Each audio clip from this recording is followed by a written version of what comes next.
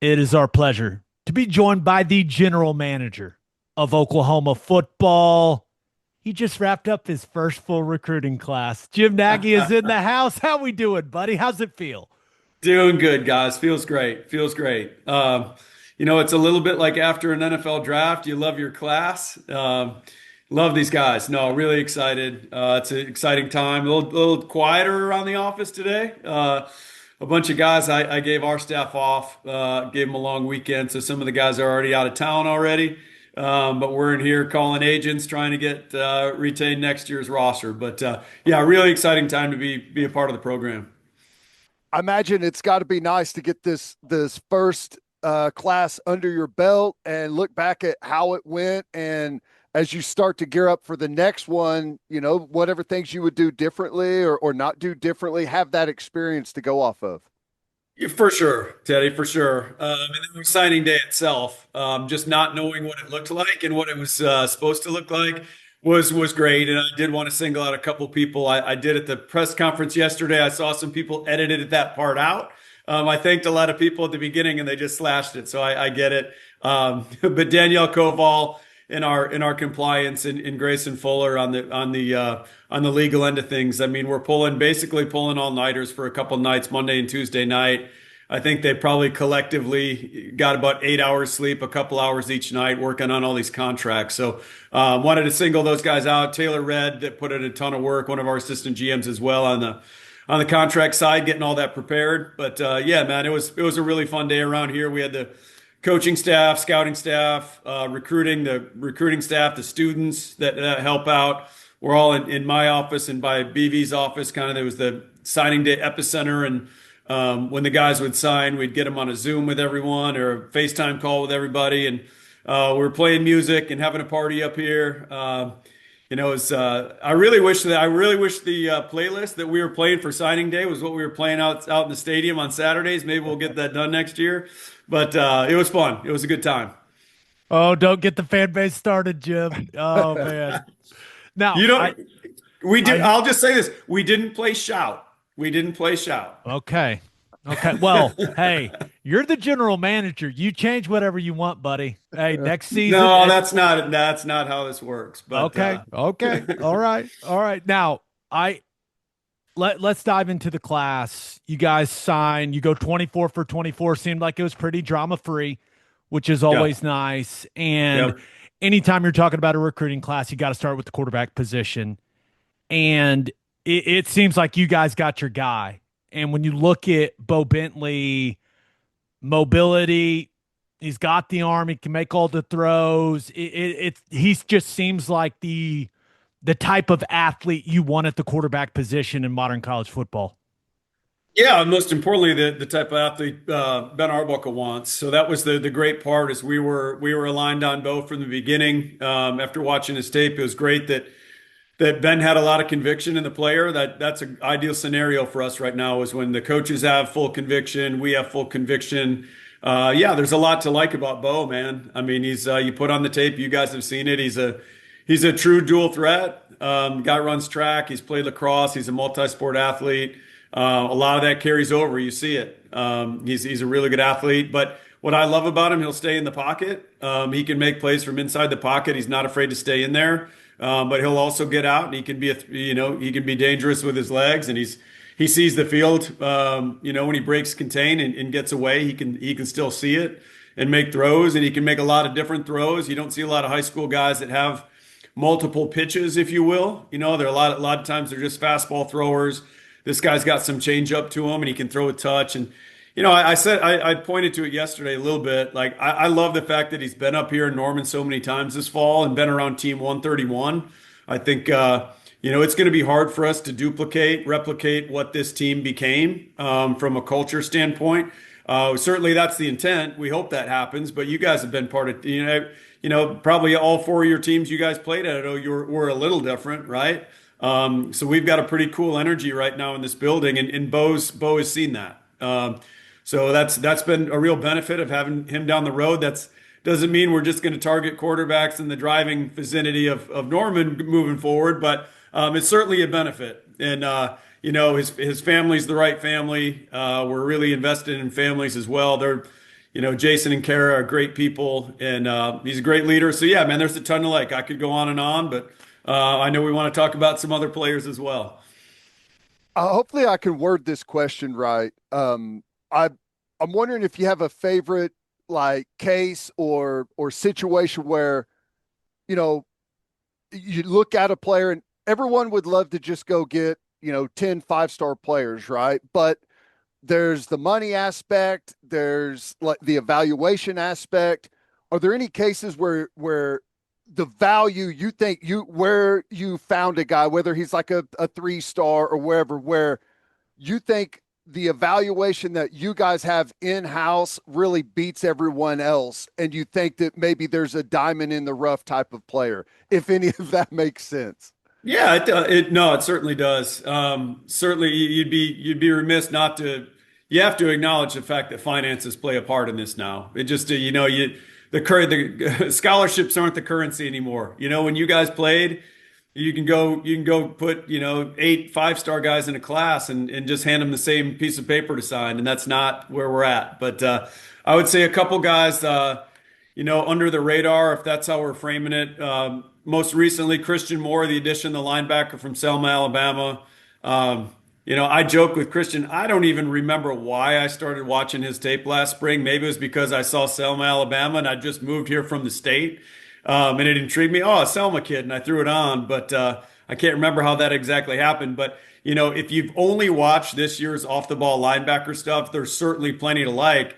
But that's not what made me go on him because, last spring we're watching 2024 tape and he was an edge player. He was a defensive end, kind of an undersized speed defensive end.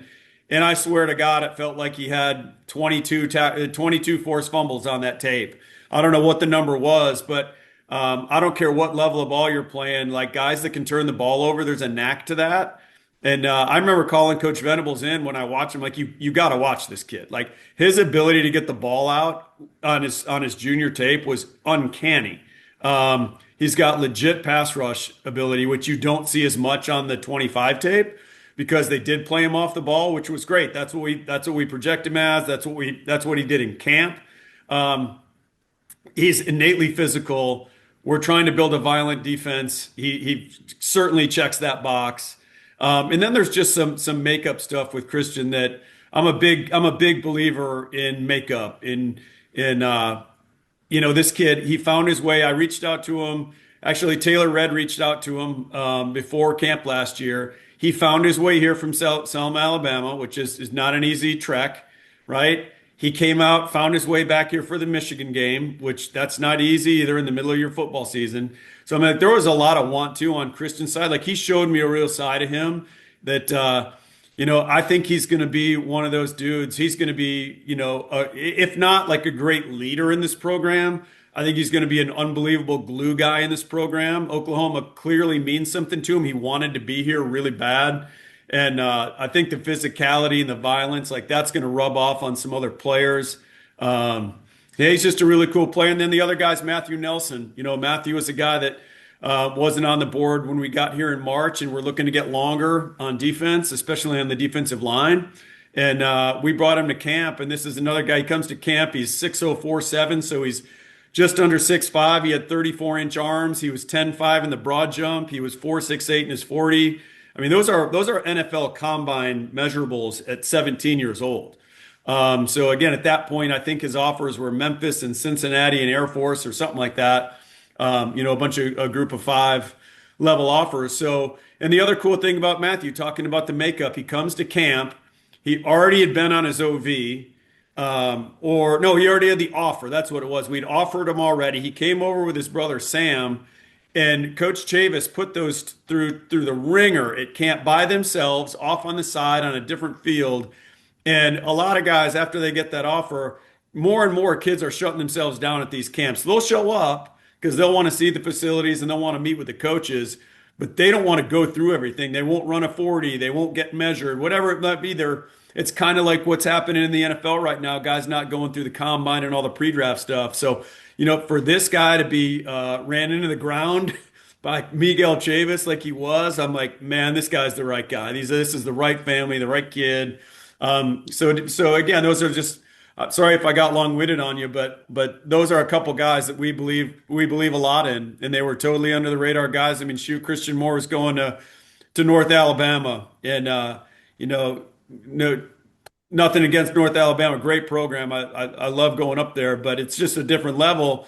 But I hope that shows the fan base like we're not going to care about the stars, and I've said that from the beginning. But we know what we know the type of guys we're trying to add, and we're really excited about those two guys. Jim, I think we see ball very similarly, brother. We made a clip of our like 6 favorite plays from the signees, and not like our 6 favorite players, but just like 6 clips where we are like, that's awesome. Nelson and Moore, both on it. Nice. Yeah. Nice. There's one. I mean, Moore just destroys this poor pulling guard. It's a bloodbath, dude. It's so good. It's so good. But I've heard you talk about it a lot. It's quarterback, protecting the quarterback, and then going and getting the quarterback. And you guys signed quite a few defensive linemen in this class, headlined by Jake Kreul. What did you see from Kreul as far as a player? And then you talk a lot about the mental makeup of things, like just what type of guy is the program getting with him?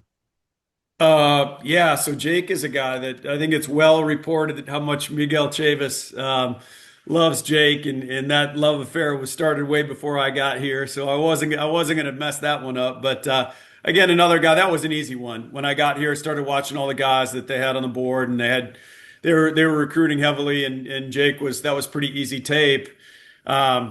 But the things you love about him, one is the get off. I mean, that's really hard to coach. You have that first step explosion, or you don't usually. Not that you can't develop it and become more explosive, but Jake's got it.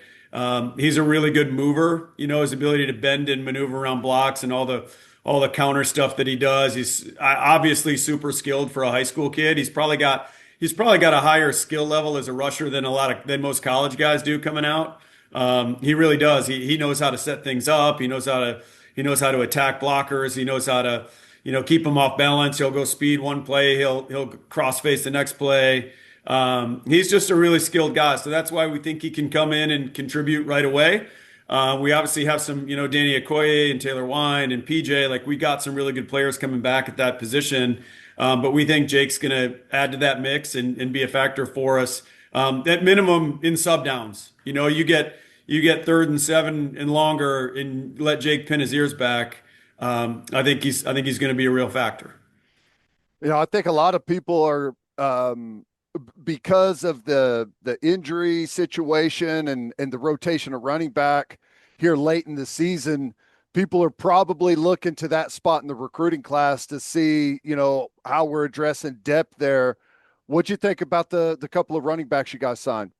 Yeah, really fired up about both those guys. So when I got here, Jonathan Hatton was like the guy. And I don't know if it was me coming here, but I felt like the next 3 days later he decommits. And DeMarco was bummed out, as he should be. The guy's a good player. And he ended up circling back to us.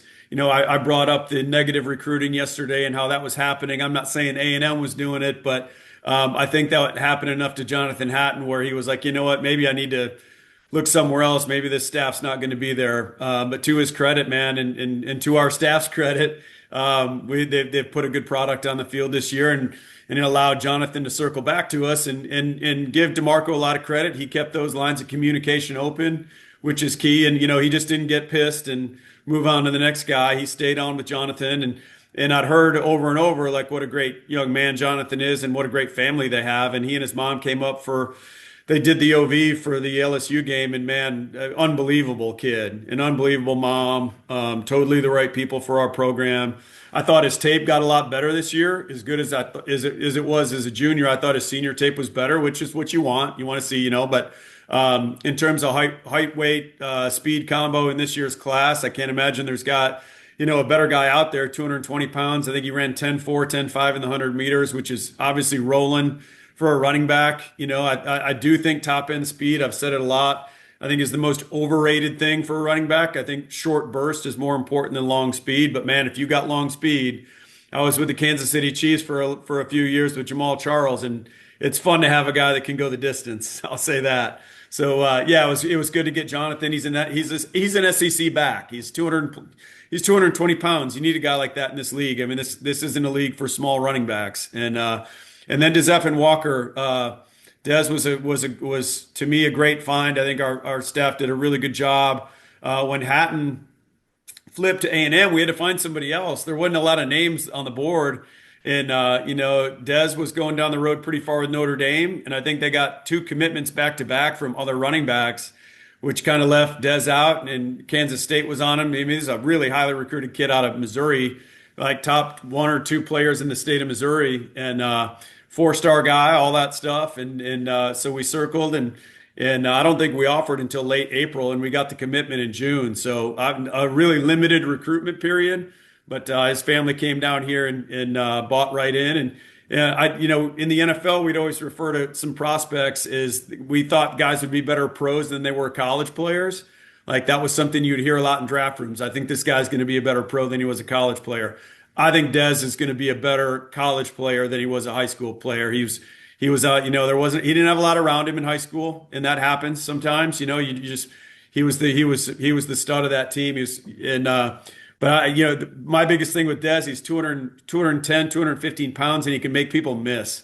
So I love that about him. He's a little bit different contrast from Jonathan Hatton. So I think stylistically they'll complement each other. And yeah, two good ones, man. You need good backs in this league. You need a lot of them. So to add those two guys, we're fired up about it.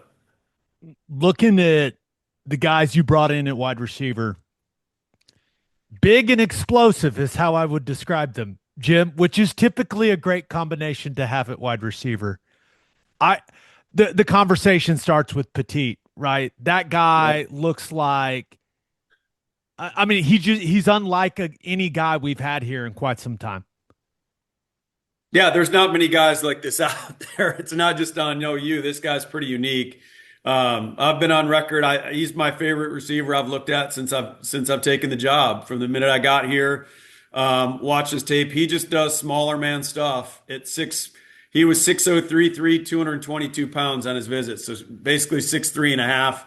222 pounds. And I said it to you guys yesterday on the show downstairs that, I mean, he came out for the photo shoot and it was like, whoa. He looked like a guy should be playing on Sundays right now.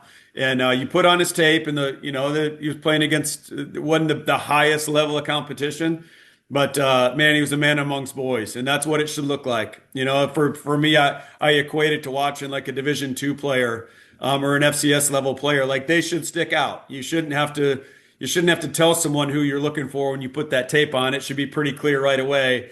And Jayden Petit, I mean, he sticks out. I think he's gonna have a chance to come in here and play right away. We need a big perimeter playmaker. That was a goal to add one of those in the class. I think he's that guy. So yeah, man, his ability, what he can do transitioning from catch to run and make things happen after the catch and create and stop and start and break people down and then run away from, like, his run after catch skill set is really cool. And we need that. The goal is to add playmakers. I didn't really care what size they were. Of course, it's great to get bigger ones, but we just had to get playmakers that were good with the ball in their hands, and we feel like we got a few of them.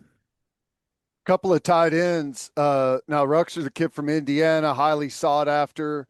The kid down there from Frisco, Texas, pretty good as well. Is that a position you guys felt that you had to get something going in recruiting and address, or is it just you kind of happen across these guys and found some great talent that is maybe available? Yeah, no, we wanted to add a couple guys to that group, and again, Ryder Mix was on board from the time I got here, which was great. I mean, he is a makeup guy through and through. I mean, he comes up here for all the games and he wears his cowboy boots, and he's just like your typical Texan, man. He is tough as I always got to watch my words. He's really tough. I'll put it that way.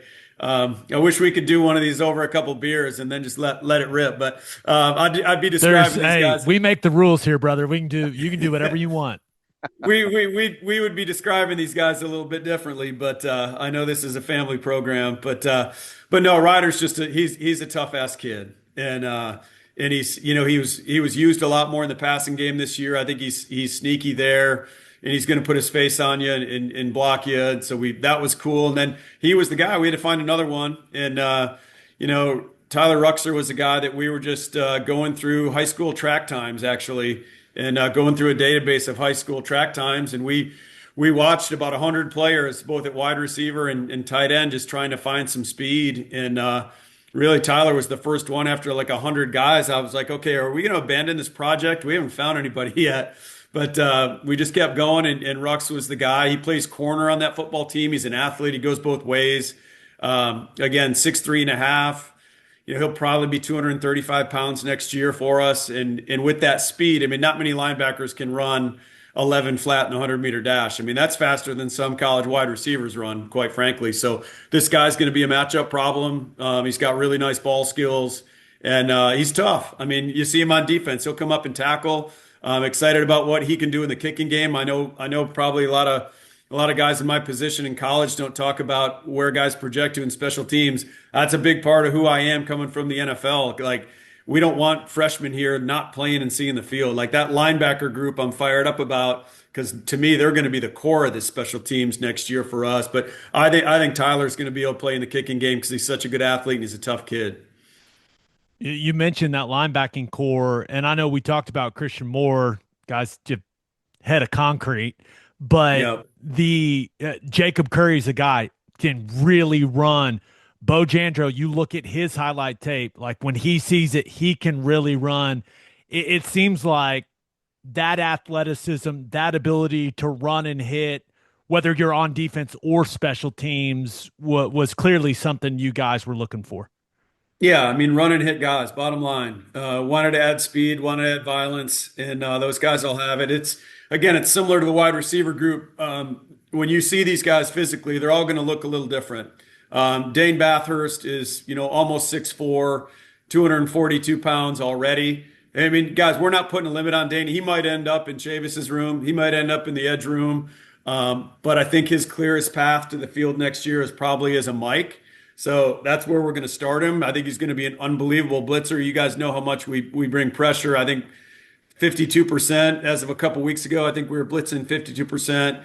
And Dane's a big, violent man. I mean, he's really fun to watch. That's the biggest compliment I can give any player. And I always told it, when I was scouting guys in the NFL and I'd see him at the Senior Bowl or the Combine, I'm like, man, your tape was so much fun to watch. Like, and I felt that way with a lot of these guys, Dane being one of them. So he's just a big old Mike that can rush the passer. Even if he's like base downs off the ball, I think on third down we can line him up on the edge and get a lot out of him. So maybe look for some packages that way. You brought up Jacob Curry. That was a relationship thing where he was committed to Northwestern. An agent calls me, who I'm good friends with. Hey, Jim, can you take a look at this guy? It took me about 5 minutes, and I called him right back. Yep, let's get him. Let's get him to Norman. Really fast, man. Fast, plays hard. Probably more of a Will. And then, Christian Moore, we talked about, more of a Mike. And really, I think Bo Jandro could play Will or Mike. I mean, he's got the size to play Mike. He'll come downhill. He'll knock your teeth out. He's got the speed to run.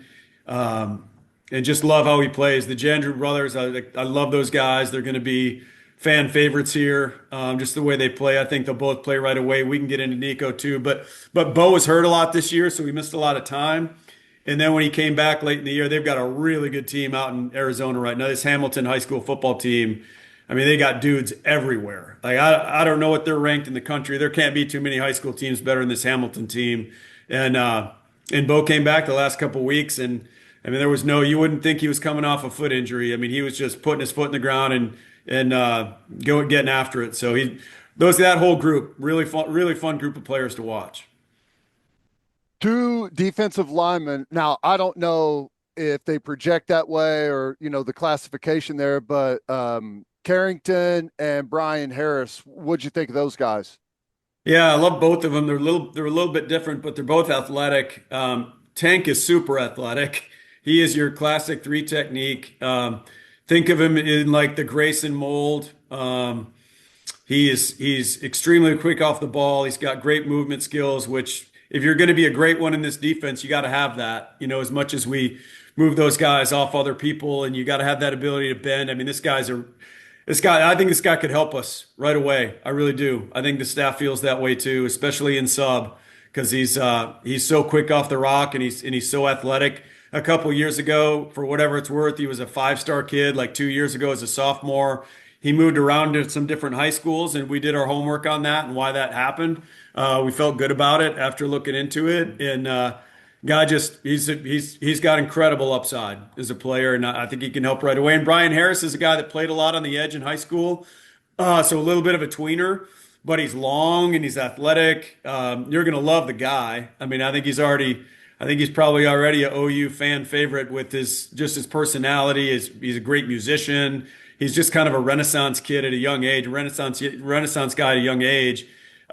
Great recruiter for us. I mean, as soon as he got on board, you talk about, hitting guys up and trying to get him on the boat with him. His best football is yet to come too, because he's played a lot out on the edge. You move him inside, what Coach Bates has done with some of these other guys. I think Brian Harris has a lot of raw material to work with, so we're excited. Did you and the other front office guys just put on Deacon Schmidt's highlight tape and giggle? Like, was that just? I have to imagine that I ended up just feeling bad for the other kids, Jim. That's kind of where I was at with this highlight tape. It's super fun to watch, man. You know what's great about it is he's a bully and he likes it. Like he likes it. He likes abusing smaller defensive linemen.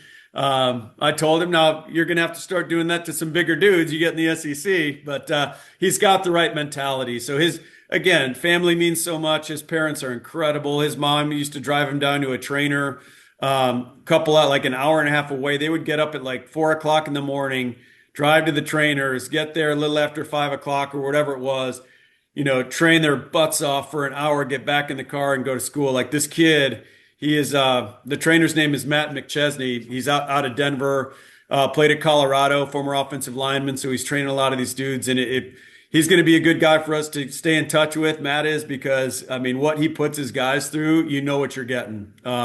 This guy, that's why he plays the way he plays. Deacon's got a real edge to him. But then when you get him off the field, if you guys ever get him on the podcast, like, you would never guess he plays like that. He is like this fun-loving guy and always has a smile on his face. And then he gets on the field and plays the way he plays. So, again, I think Deacon can play right away. I wouldn't put that on a lot of offensive linemen in this league. I really wouldn't. I don't think it's fair. But I think Deacon's got a chance to come in and play right, help us right away at one of the guard spots.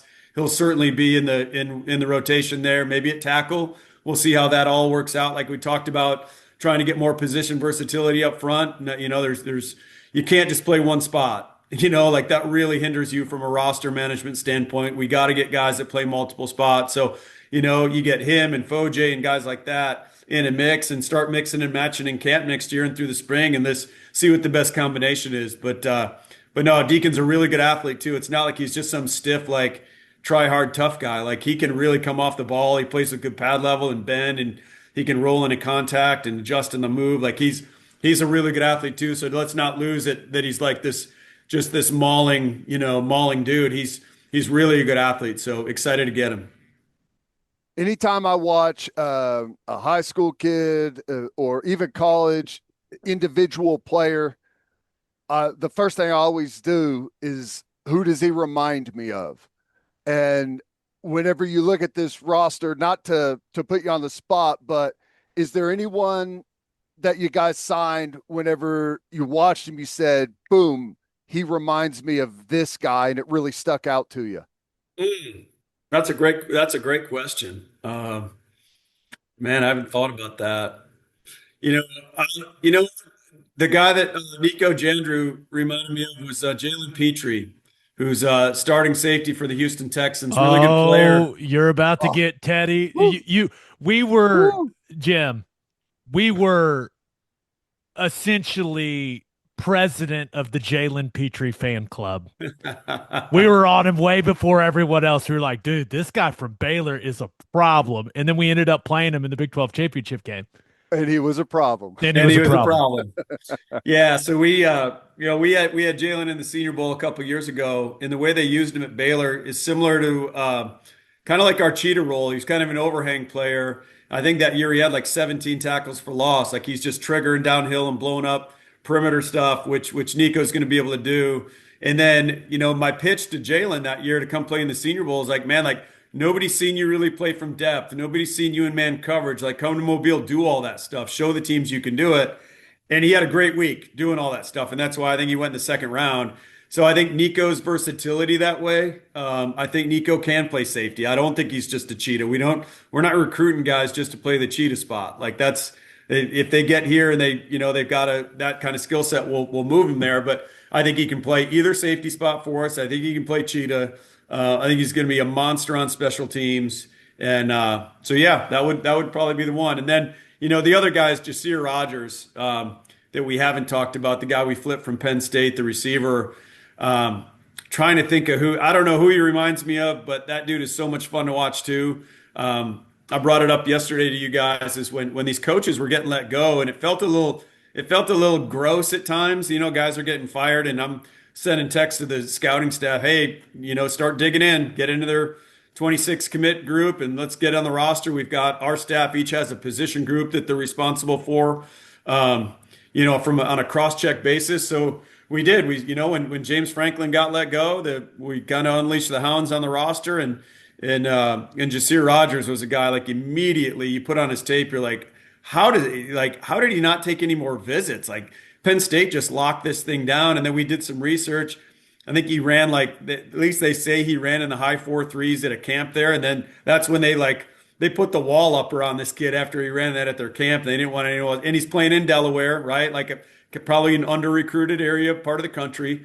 But you talk about lightning in a bottle and being able to do a lot of different stuff. Should help us in the return game at some point, and just get the ball in his hands and let him do his thing. Get out of his way because he's quick and fast. Just a super explosive playmaker. So that was a fun. I don't know who he reminds me of, but gosh, he's got a really cool skill set. You mentioned it at the start. Signing day is in the books. And now it's all about roster retention. The portal's right around the corner. Like, what's the balance now for you?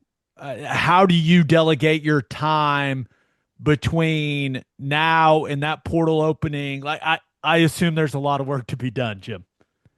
Well, we've worked hard on the portal up to this point all season. So our scouting staff did advanced work on all our opponents, which we then handed off. Player reports, and that hasn't been done a lot in college. Obviously our coaching staff and the analysts and the GAs, they put a lot of work in on advanced work, but not like individual player advances, right? It's more scheme and what tendencies, what do they do here? What calls do they make? For us, it's more about just the individual player, break down Gabe Ikard, what strengths, weaknesses, pros, cons, and, trying to give our coaching staff something to sink their teeth into getting ready for opponents. So we did every opponent. So think about that's 12 opponents. We got the book on the roster of all 12 opponents. And then I think we've got over 2,000 players graded right now across college football.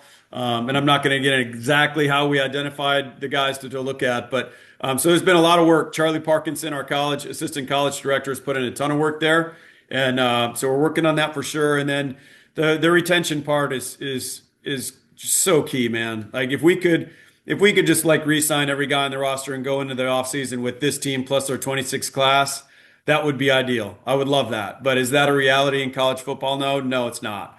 But we love this team.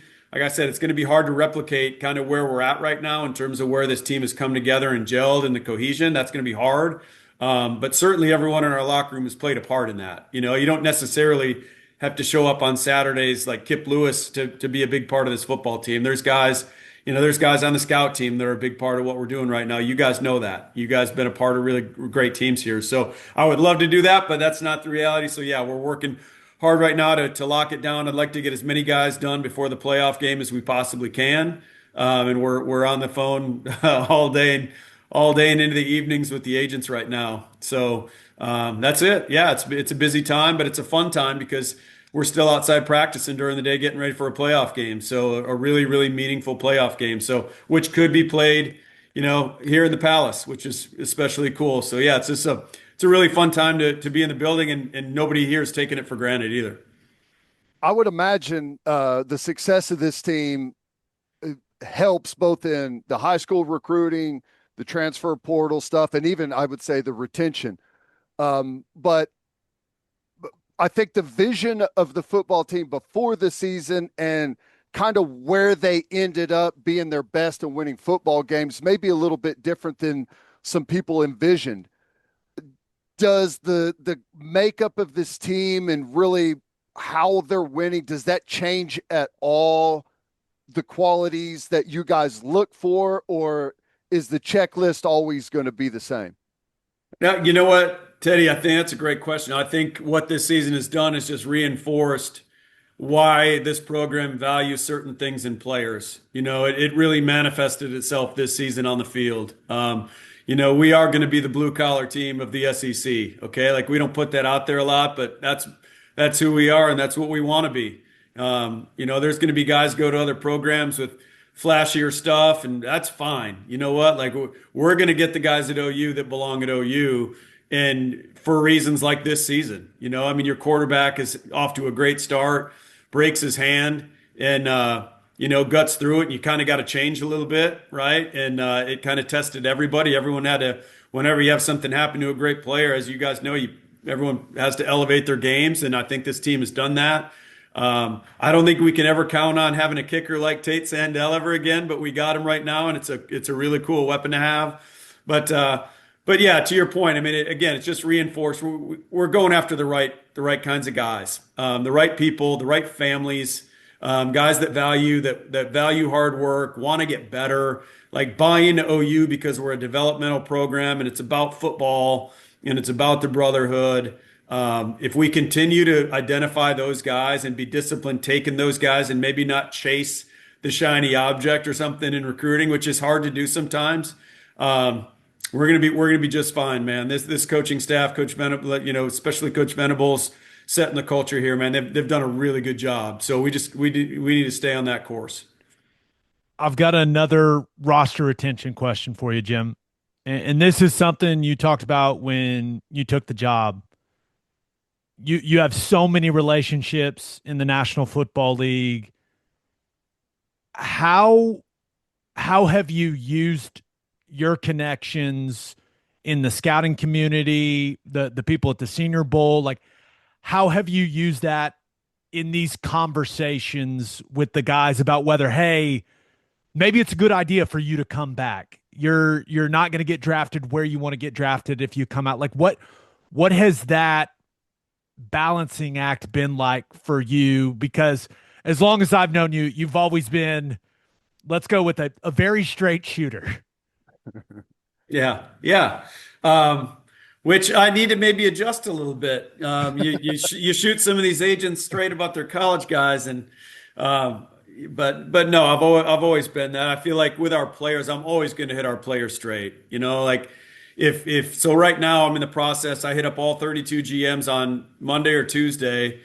Probably gotten responses back so far. They've all hit me back, but like guys with like real information. I'm trying to get some get a handle on where they've got some of our guys, and we've probably got tangible feedback from probably 20 or 20 plus teams. And you just got to give them the real information, and it's straight from the horse's mouth.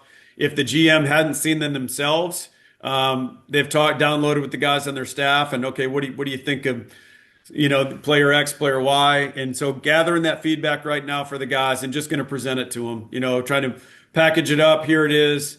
You want my feedback? Of course we want our guys here, man. But what plays a factor for one guy doesn't play the factor for another. These guys all have life circumstances, family situations that are going to help dictate, certain things. And it's different when you guys came out and you were making nothing. Like a lot of guys back when you probably had a lot of teammates that made bad football decisions because they felt like they had to go to the NFL. I got to try to, feed my family. So I'm going to make that jump. Whether they knew they were going to be an undrafted free agent or late round guy, they took the jump because they felt compelled to. At least now we can, these guys are getting paid well, so can help us retain some of them. But no, to your point, I'm working with these guys right now. Going to have some really frank conversations with them. I'm going to treat all these guys like they were my son. I'm going to give them that advice, like, hey man, if you were my son, I would tell you to do this. So it's going to be different for every player, and it's what the player's motivated by too. Like if all the NFL teams are saying third round, but you really want to be a first round draft pick, let's have that conversation.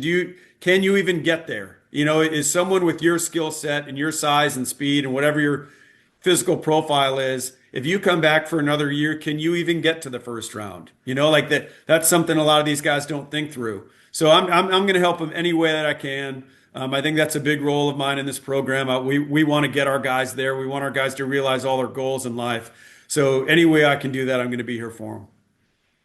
Does your retention bucket financially grow with every win through November? I wish. I wish. No, the bucket probably is needed to grow. Yeah, there's no doubt. It's similar. I equate it to like when you go to the Super Bowl in the NFL, everyone wants your players. You always see those Super Bowl teams get picked off, and the guys that are special teamers on the Super Bowl team, another team sees them as a starter. So hope that doesn't happen. Again, getting right back to the culture piece of it, man, like I can't overstate it. You guys are around the building a lot. I know the fans aren't. But the culture piece is really strong here. Brent's done an unreal job, being himself and being true to who he is. And again, we're not going to be for everybody, but the guys that we're for, like they're bought in, man. Like they love their coach, they love their teammates. So hopefully those things will matter when it comes to keeping this roster together. If we can just get a little better offensively, watch out, buddy. Watch out, buddy. Jim, you're the man. Thanks for taking so much time. Congrats on your first signing class. That's got to be a great feeling, man. And I speak for a lot of people. We're just so damn glad to have you here, dude. You're awesome. You're the best. No, thank you, man. No, it's crazy. We've been coming on your podcast for years, man. But I will say this. I've had a lot of guys reach out from the NFL about this job, and they're curious too, like how is it? What's it like? Would I want one of those jobs someday? This has been the most enjoyable year I've had in football in a long, long time, man. It's been a blast, and really, I mean, it's the people in this building, but it's also the people just in Oklahoma. Like honestly, I know, Gabe, you and I live close to each other. That the neighborhood, the people up in OKC where we live are great, man. They've been really accepting of my family, and happy wife, happy life type of thing. My wife loves it here, man. She loves it. So we are, my daughter loves it. So we're excited to be here. Would you please tell all the NFL guys that it won't work? It's a dead model. You hate it. And because this is our advantage over everyone else. Okay. We don't want everyone doing it. Yeah, no, yeah. If any guys are listening, this job stinks. You don't want it. Too much work. It's ridiculous. Jim, you're the man. Thanks, buddy. Okay. See you guys.